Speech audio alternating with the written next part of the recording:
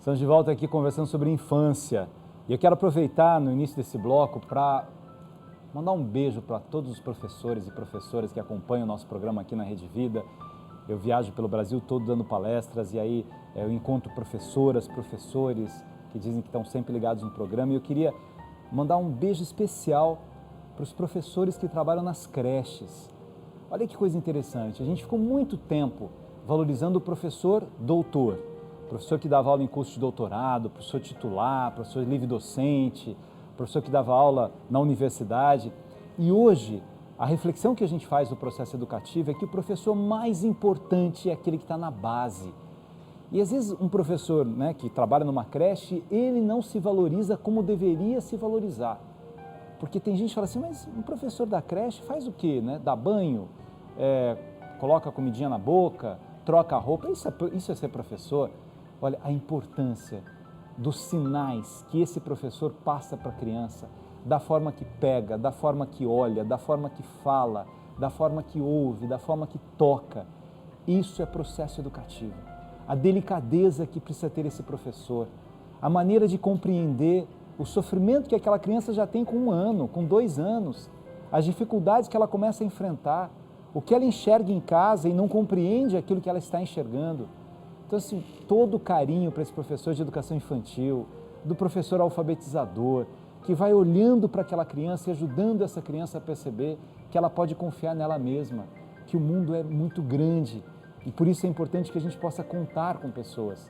Como é legal a gente olhar para trás e lembrar, né, do pai, da mãe, mas lembrar dos grandes educadores, os grandes professores que a gente teve na vida e que ajudou a lapidar um pouco a nossa alma, nosso comportamento, os nossos sentimentos, a nossa história. Então, meu carinho aí para todos os professores que acompanham nosso programa aqui. Vamos para as ruas ver o que o povo tem a nos dizer sobre infância. Qual a importância da infância na vida e na história de uma pessoa? Completa. A nossa infância tem uma influência direta na nossa vida inteira. Eu tive uma infância muito feliz e sei que ela faz parte da minha vida. Mas saudades não. Eu vivo o momento, o dia de hoje. Na sua infância é que você vê os seus princípios quando você fica grande, né?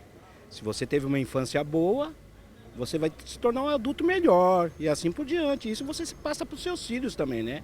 A infância para mim foi tudo na minha vida. Eu tenho muita saudade porque antigamente você via muitas crianças na rua brincando e hoje em dia você não consegue mais ver isso.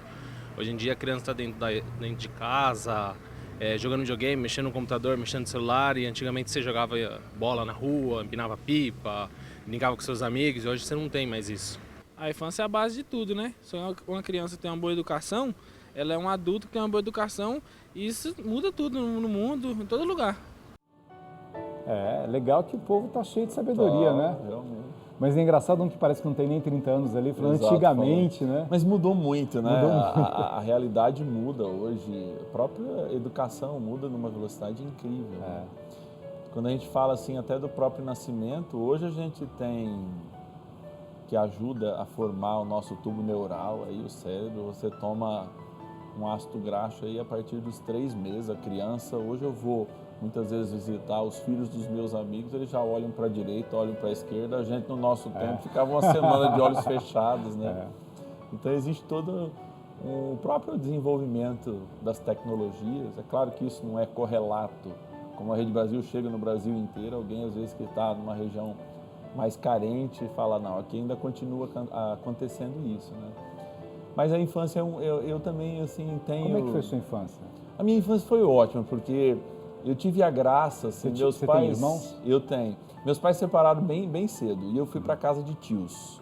E é um casal que está há 56 anos juntos. Então eu vou mandar um beijo para o pai Toninho e para a mãe Domingas. Então eu tenho 2 pais e 2 mães.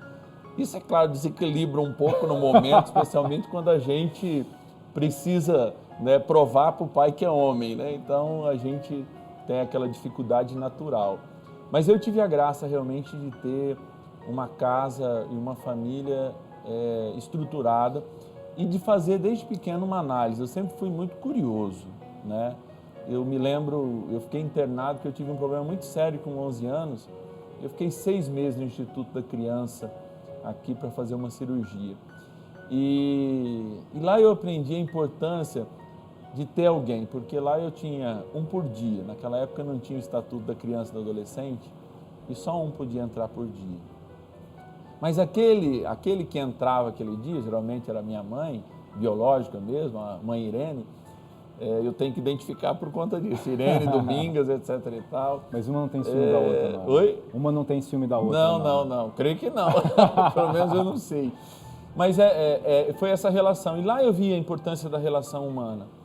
Eu me lembro que lá, como é importante isso depois quando o Dom Nani me colocou no campo da bioética, que hoje eu também trabalho com bioética, dou aula de bioética, eu me lembro de uma menininha que tinha lá, que não era tão comum, Chalitas, negócio de aneoplasia, o câncer na infância, mas lá era todo mundo que tinha problemas sérios, né? Eu tinha um tumor numa glândula e tinha que ficar lá para fazer um tratamento antes da cirurgia.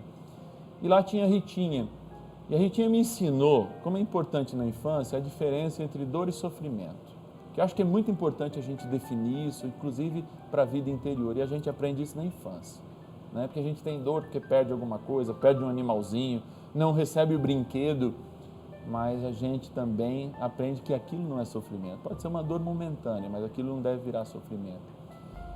E as moléculas, hoje, como a gente fala de morfina, eram enormes naquela época e davam uma toxicidade muito grande. Então, ela tinha 5 anos, foi rejeitada pelo pai e pela mãe, porque não tinham convivência, eles não tinham laço. Ela nasceu e foi para esse isolamento. E ela estava num momento de dor muito grande, então a cada 40 minutos ela sofria demais, ela sofria, não era só dor, mas tinha dor, mas sofria. E a enfermeira ia lá e aplicava morfina a cada 1 hora. E eu comecei a ir nos intervalos, fingindo que estava de jaleco, falando com ela, Ritinha, eu estou aqui aplicando remedinho, mas não estava aplicando nada, que vai melhorar a sua dor. E o remédio que melhorava a dor dela era a minha presença. Ela puxava o jaleco e eu passava a mão porque ela já estava cega pela toxicidade. E ali eu comecei a perceber, eu tinha 10 para 11 anos, a diferença entre dor e sofrimento. Muitas vezes a gente fica valorizando demais a dor, aí ela se transforma em sofrimento.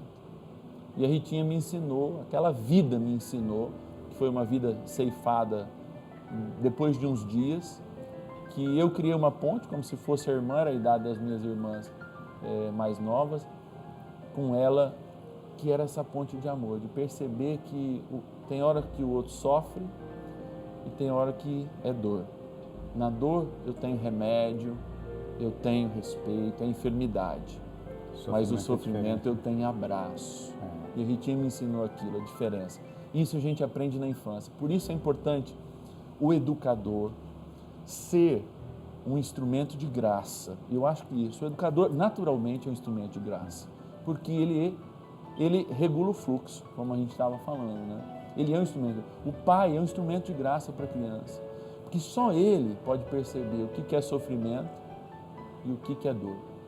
E aí eu passando uma semana na casa de um casal na França, eu percebi que as crianças francesas não fazem birra, e isso é uma cultura deles, né? Aí eu percebi que todos os dias eles têm um período na tarde para passar com os filhos. Isso é regulamentado. Os profissionais liberais na quarta tarde, cada dia tem outro no sábado, etc e tal. Os que não escolhem no sábado têm aula no sábado, então a criança está na escola. E eu percebi essa regulação. Meu francês não é muito bom, mas eu percebi essa regulação. A diferença que tem entre você perceber o sofrimento, que pode ser uma birra, interior inclusive, e a dor. Os pais tratam a dor. O sofrimento não. Né? E você tem que aprender a lidar com ele. Eu acho muito interessante isso. De outras culturas, no modo geral. A gente aqui é mais dramático, né? A gente constrói... Chora porque não ganhou isso, chora porque eu não digo assim, a gente aquilo. pode até não ter a melhor literatura do mundo, mas a poesia a gente tem, a lamentação, a moda caipira, né? Que fala da dor, do chifre, etc. Tal, a gente tem, a dor a gente tem. Vamos ver aqui os nossos participantes, né, que mandaram mensagem sobre infância. A Carmen lá de Goiás. Primeiro agradeço todo mundo que manda mensagem pelo Facebook, né? A gente não consegue ler todos, mas faz um sorteio aqui. E é muito legal as coisas que vocês escrevem. A Carmen de Goiás diz assim: eu sinto saudade quando eu comecei a estudar, era na roça, muitas crianças. Nós espantávamos os morcegos que moravam embaixo da ponte do riacho, onde eu morava. E lá também morava uma sucuri enorme. O pátio da escola era o curral. Meu pai me proibiu de brincar para não machucar. Eu brincava escondida. Minha mãe falava que criança que mentia, à noite o lobisomem e o saci pererê viria pegar. E como eu mentia todos os dias, à noite o meu quarto ficava cheio desses monstros que vinham para me pegar e levar para o mato. Tempo bom que não volta mais. É interessante, né? Porque hoje tem tanta discussão. Não é bullying, né? Se é bullying, É bullying. se isso faz mal, se não faz mal. Eu também tinha a Rosa, né? Que virou da nossa família, uma mãe pra gente também. E ela contava histórias de feiticeiras, de bruxas que moravam no quintal, né? Lá em Cachoeira Paulista. E a vida do interior era tão interessante, né? Porque você tem esse cheiro de mato, né? De terra. E eu achava a Rosa a pessoa mais corajosa do mundo, porque à noite ela ia no quintal. Ela ia apagar alguma luz, ela ia pegar a roupa, mas ela vai lá, né? Porque para mim o quintal era povoado dessas coisas que ela falava, né? É referência. E Né? é interessante assim, a coragem, olha a coragem dela de ir ao quintal à noite, né? E eu tinha medo do homem do saco. Do homem do saco? Que é o que levava as crianças que não obedeciam. Mas era muito interessante porque como é que eu ia entender o medo? Eu entendi isso depois. Como é que eu ia entender o medo da rua? Uma criança de 2, 3 anos, o medo da rua. Como é que eu ia entender? Né? Porque antigamente os muros não eram tão altos, né? Como é hoje.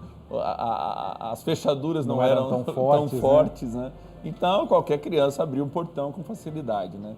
Como que você vai aprender o medo da rua? Ó, a referência é aquele homem do saco. Nunca tive preconceito contra a pessoa andarilho, nada. Mas na época de infância eu tinha um receio. Mas o receio não era o homem do saco, o receio era sair na rua, porque ele só poderia me atingir se eu saísse sozinho na rua. Então era a maneira da gente, ludicamente, ensinar, olha, a rua é perigosa, tem pessoas que não são tão boas, tem velocidade, tem carro, tem tudo isso. Uma criança de 2, 3 anos não consegue entender. Então se usava uma referência. Hoje eu não sei, do ponto de vista da educação, isso parece bullying ou parece preconceito. Eu não vejo, porque eu acho que as exagero pessoas, de todos os lados também, né? porque as pessoas nos educavam.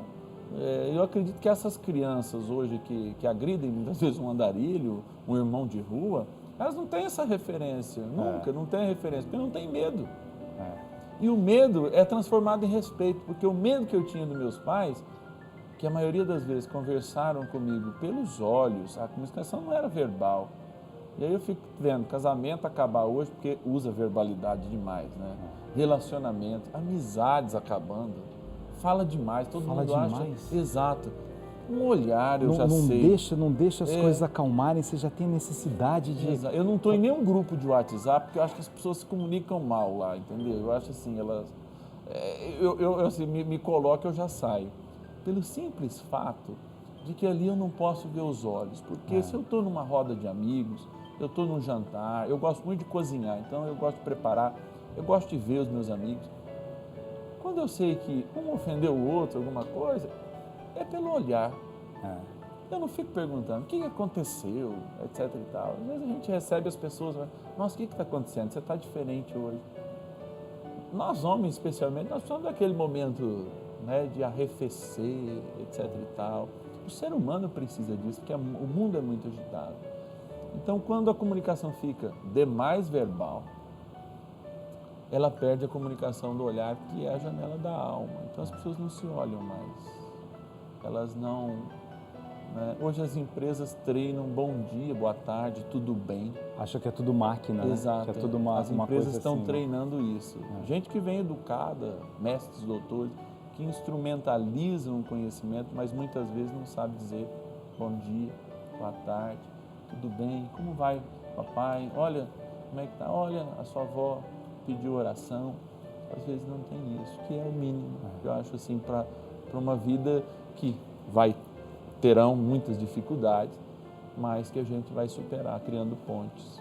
Tem uma coisa interessante, minha gente, que às vezes, né, a gente fica vendo todas essas descobertas tecnológicas, né? É bom que a gente tenha mídias sociais, é bom que as pessoas possam se comunicar aqui, é bom que a gente possa saber o que está acontecendo na outra parte do mundo. é bom que a tecnologia nos ajude a ter uma medicina mais saudável, né? Mais democrática, tudo isso é bom. Agora, nada pode roubar da gente essa coisa do vínculo, do olhar, da ternura, do contar histórias, do brincar, né? Do brincar de verdade, não é do brinquedo que você dá para o seu filho o tempo todo. É interessante que a gente tinha no passado até relações afetivas com os brinquedos. Sim. Você ganhava um brinquedo no Natal, um no seu aniversário e talvez um dia da criança. Hoje até parece que por culpa, porque os pais não têm muito tempo, estão ausentes, é aquela quantidade de brinquedo. A criança abre um pacote atrás do outro, qual é o outro, eu quero, eu quero, eu quero. Tem um quarto hoje para brinquedo. Tem um quarto de brinquedo. Um quarto de brinquedo, é uma brinquedo coisa... era uma coisa assim, ganhou o carrinho de rolimã agora, ganhou não sei o quê. Era isso, né? Então, assim... Ou tinha uma empresa aqui no Brasil que lançava brinquedo em setembro, a gente ficava aguado até dezembro, né? Que só vendia em dezembro. Era uma coisa... Porque era o brinquedo do Natal, né? Exato, era o brinquedo do Natal. A gente volta daqui a pouco, continuando para o nosso último bloco aqui, conversando com o Padre Márcio sobre infância, sobre as coisas boas que a gente pode buscar dentro da gente mesmo, daquilo que a gente viveu na nossa infância. Às vezes a gente, né, alguém está acompanhando aí e fala assim, mas eu não tenho filho pequeno, tal, mas você tem uma infância.